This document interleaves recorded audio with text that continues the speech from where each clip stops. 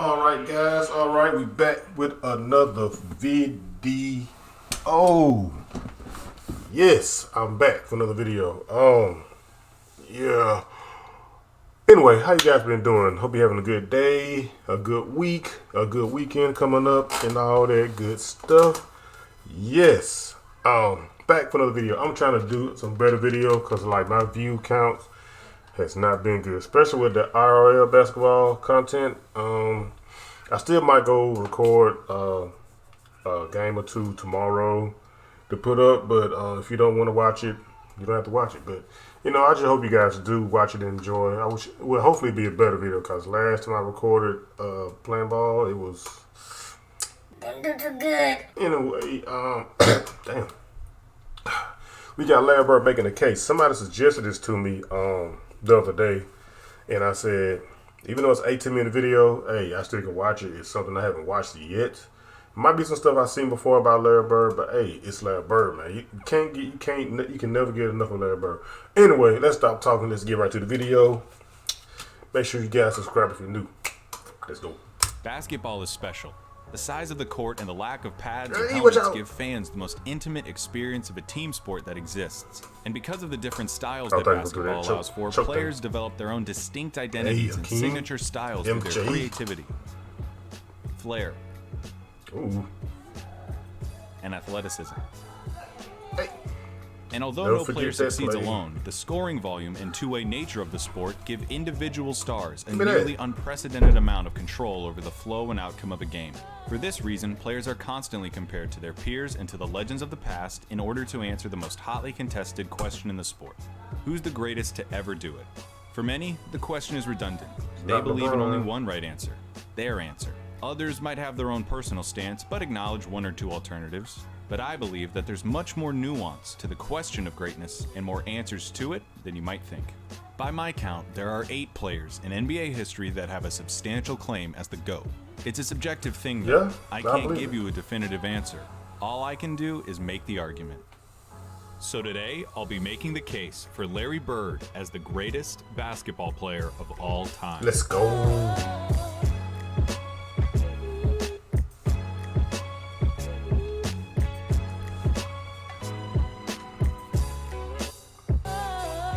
Hope I don't get When it comes to copyright claim for basketball, this Larry music. Bird is the smartest, clutchest player to ever play the game. Yeah. Now, if you don't think that Larry Bird is the greatest basketball player of all time, you probably hate Hey. that I just said that. Those are the kind of talking head sport cliches that surely impact the game but are impossible to empirically measure. Normally, I'd agree with you, but I think that when you talk about Larry Bird, you see those intangibles become real, palpable results. Oh yeah, I wouldn't have said it if I didn't believe it. I believe it too. When Larry Bird was drafted by the Boston Celtics in 1978, the NBA needed saving. Attendance was in the toilet, the league had few marketable stars, cocaine addiction had several players in its grasp, and most Tragic. damning of all, playoff games were being tape delayed. Playoff games at the Tape highest delay. level of basketball were being put in the back seat for black and white movies and network reruns. But rather than join the Gunsmoke. Celtics after being taken 3rd overall, Larry Bird decided to return for his final year at Indiana State, a decision that would prove to be one of the most important in the history of the sport. Bird's final year saw the Sycamores tear through college basketball, going 33-0 before the national championship game. Damn. Bird, 33-0. already claimed by the NBA's most historic and prestigious franchise, had established himself as the generational talent who would inherit the mantle of pro basketball.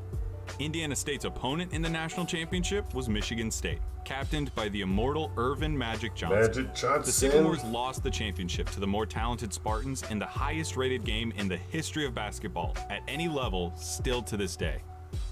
The stage had been set.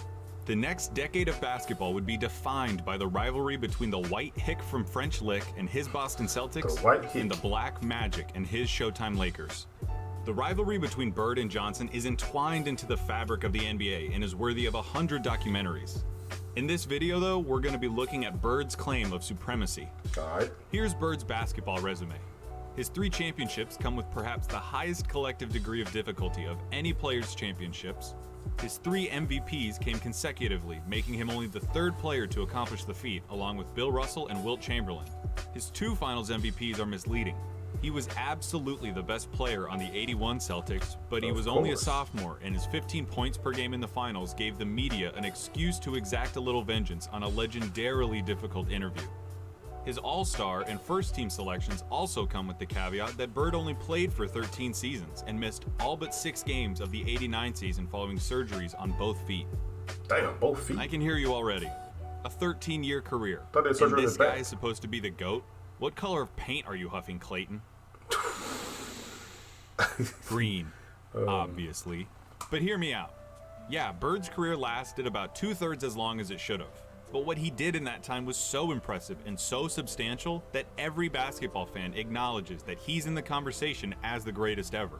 Doesn't it matter that those 13 years saved professional basketball, delivered a disproportionate amount of memorable moments, defined the golden age of the league, and produced a career Hey. by which all other forwards, before or since, are measured?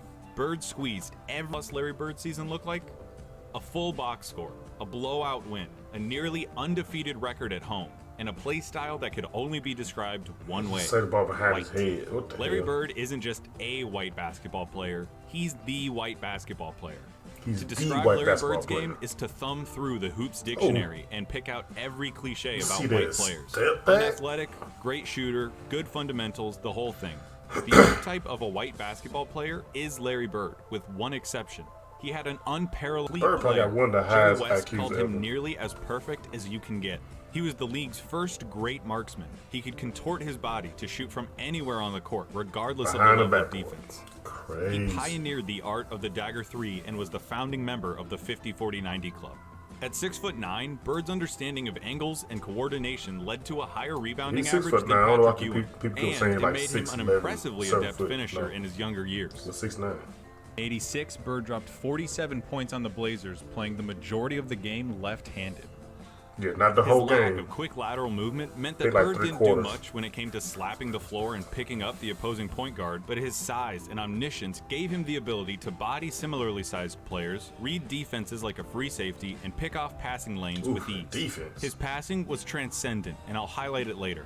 And of course you need to know that Larry Bird Oh. was a tough effort. Yeah, he was. Isn't it nice when someone's there to make sure you get all you deserve? Help you get with H&R Block. Looks like you're getting. Yeah, he He was. had He a was tough. superhuman motor and dove for loose balls like a beagle at the park. He was a willing participant in his share of fights, often precipitated by his Yeah. league-renowned trash talk. Larry Bird told Robert Reedy to stay there. He should have stayed in preaching. That was funny. He had 50 points. I was guarding in my rookie year. He looked at me and he goes, "You can't stop me." And I looked at him and I said, "Gosh, boy, you're so confident." He proceeded to score like 10 straight points on me. Coach took me out the game. He walks by and he's laughing at me. He was a basketball That's genius. crazy. He'd be a step ahead, a thought ahead, play the game like a chess game. I'd much rather guard Michael Jordan than Larry Bird because you have to play the game as a thinker when you're playing him. You have to get inside his mind. Yeah, you You gotta, put all of us in a gotta room, be smart you know, playing against Magic, Bird. Jordan, myself, and Bird. Bird probably be the guy who walks out of the room at the end of the day. Did you notice something during those testimonies? Those are some of the best basketball players of all time, and they all sing Bird's praises like they were former assassins who had to go toe-to-toe with John Wick, and they're just happy to be alive. Bird excelled during one of the most talent-rich periods in league history.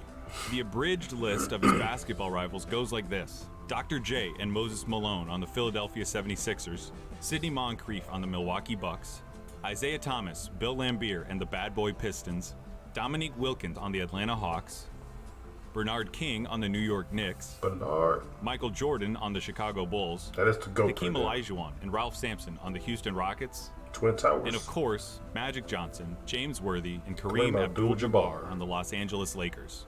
All right, there's no point avoiding it any longer. We have to look at Magic versus Larry. If you have Magic over Larry, it's because he has 5 rings to Larry's 3, had a peak that lasted about 2 or 3 years longer than Larry's, and had a 2-1 record against Bird's Celtics in the finals. Perfectly legitimate, Oh, completely pass. respectable Oh. arguments.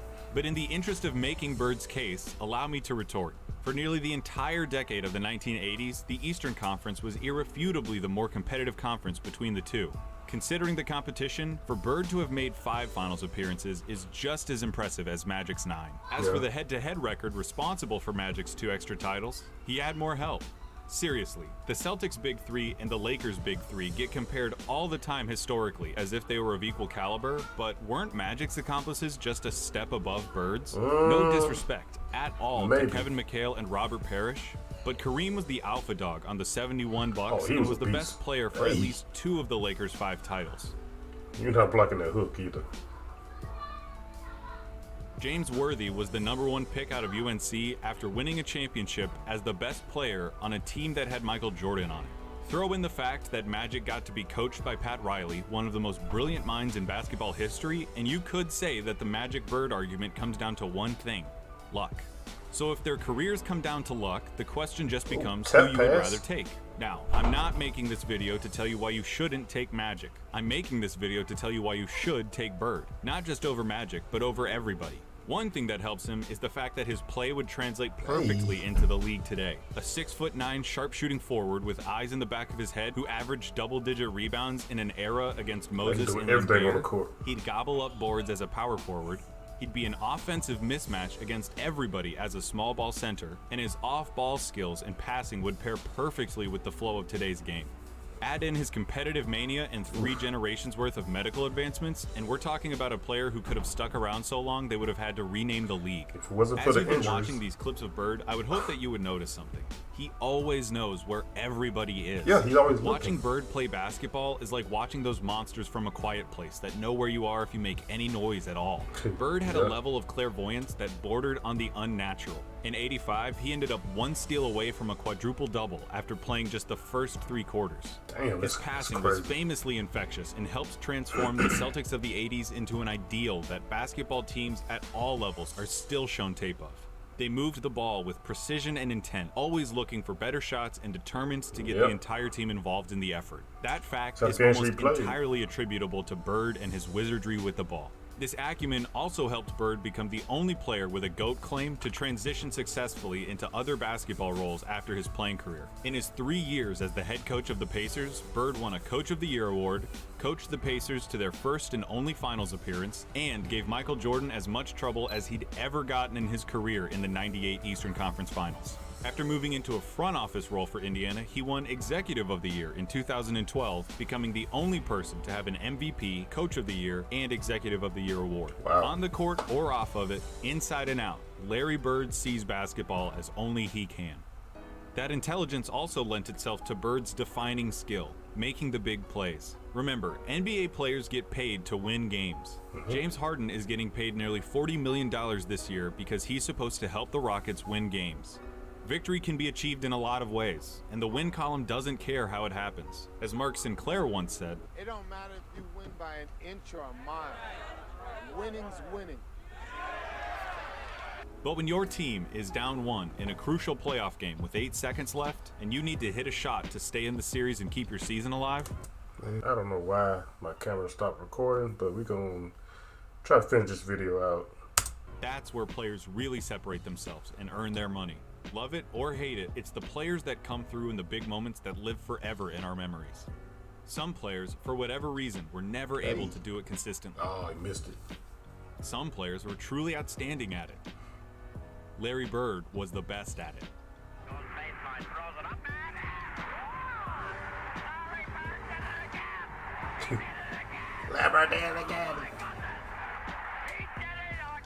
I'm not going to give you the stats about his field goal shooting under 2 minutes with a score that's this close, or tell you who has the most buzzer beaters, or any of that. Take that for data. I'm just going to show you clutch moments in clutch situations. 1985 against the Blazers.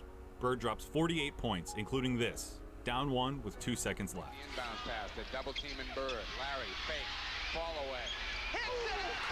Man, that's one of the most difficult shots you ever see. Bird sets the Celtics scoring record with 60 points with shots like these. They open the right side. Bird the fall away. He drills it again. That's the best shooting I've ever seen. 1986 against the Rockets. Not all of Bird's clutch moments were singular. The bigger the moment, the bigger his performance. In Game 6 of the 1986 NBA Finals, Bird clinches the championship with a triple-double in what he calls the best game he ever played.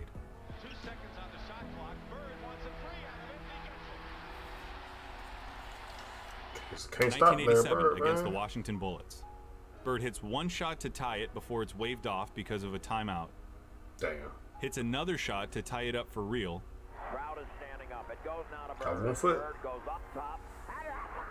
And then in double overtime, down 1, he does this. Got 1 foot again. It's like he's just trying stuff. Just For 3 years, from 1986 to 1988, the three-point contest knew no other champion but Larry Bird. put his shirt on. Quickly, 14. This is a tie for the money. Yo! He knew it was going in. He knew it. 1987 Eastern Conference Finals, Game 5. Tied at 2 games apiece against the Bad Boy Pistons, this enormous game would put the winner 1 game away from the NBA Finals. The Pistons are up 1 with seconds remaining. The ball goes out of bounds off the Celtics. Isaiah Thomas just needs to inbound the ball to win the game. But Larry Bird steals it. Pass to Dennis Johnson for layup.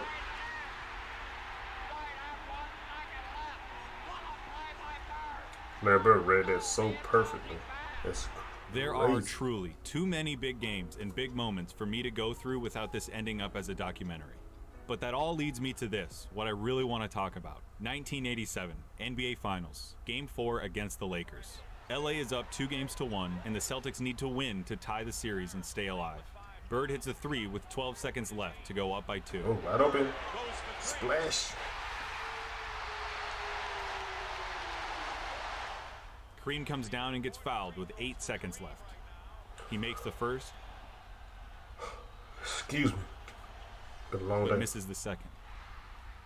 LA ends up with the ball with 7 seconds left, down 1 point. In the low post, being guarded by Dennis Johnson. Byron Scott is in the ball game now. Oh, he didn't want to Magic shoot hits that. this, the baby sky. Oh, yeah, that hook.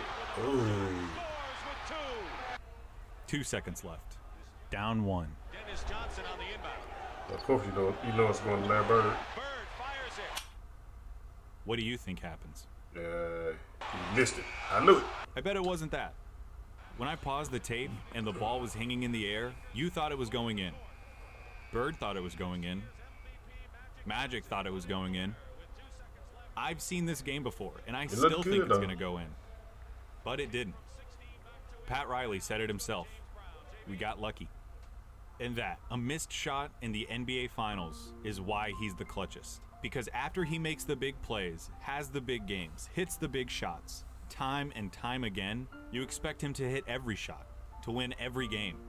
And in those fleeting moments when he doesn't, when he looks like a mere human, when he looks like everyone else who tries to do what he does, you just can't believe it. That's what Larry Bird did. He made the big plays so often, you thought he was going to make them every time. Every time. He helped turn basketball into a global phenomenon, paving the way for every Michael Jordan, Kobe Bryant, or LeBron James who comes through our lives. He played basketball in its purest form and captained a team that is consistently ranked among the greatest of all time. He has the second highest win percentage in the history of the NBA, behind Magic by less than one half of 1%, about 10 games. He was the complete package, a player with no holes in his game whatsoever. They called him Basketball Jesus. He didn't get that name without doing something extraordinary. Never heard that one. He saved basketball. And he did it by playing it better than anyone else. Here's Magic at Bird's retirement in 1993. Larry Bird said that there would be another Larry Bird one day. And Larry, there will never, ever, ever be another Larry Bird. Might be right, because Larry Bird, the greatest something basketball player ever, but more important, a friend forever. I'm about to cry.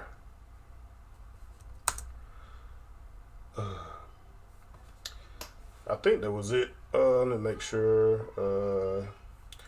Yeah, that was it. Yeah, thanks for watching, man. First off, let me say, apologize for my camera cutting out. It just stopped recording. I guess it's only set the way to record up to 15 minutes and stop. But I'm gonna check the settings on that. Anyway, Larry Bird was something special, man. He was something special. Not only is he just a basketball player, but as a human being. Like, Larry Bird loved basketball so much. You know, he did what he had to do, night in and night out, to get the job done, to win if he could, and he put his life on the line. Pretty much, you know, just all those injuries he went through and all that. And it's crazy what the man went through just to try to win basketball games and stuff, man, which is crazy. A lot of players nowadays don't play like Larry Bird used to play. They don't play like a lot of players played back in the day. They don't play like that no more. Like hard-nosed defense, making the perfect passes. Well, I would say perfect, but not perfect because nothing's perfect. But I say great passes, great plays, pass the ball around and stuff, and just play basketball the right way, smart way, and respectful and stuff like that. But you know, enough talking. We're gonna get to the next video, and make sure you guys subscribe if you're new and all the good stuff. And comment down below who you want me to react to next. Any kind of old school players, because I see that a lot of you guys are just mainly watching my old school basketball videos. So just let me know what NBA players you want me to react to next, and I got you guys. I got you. Just let me know what y'all want, man. I got you. Okay? I'm out. Peace.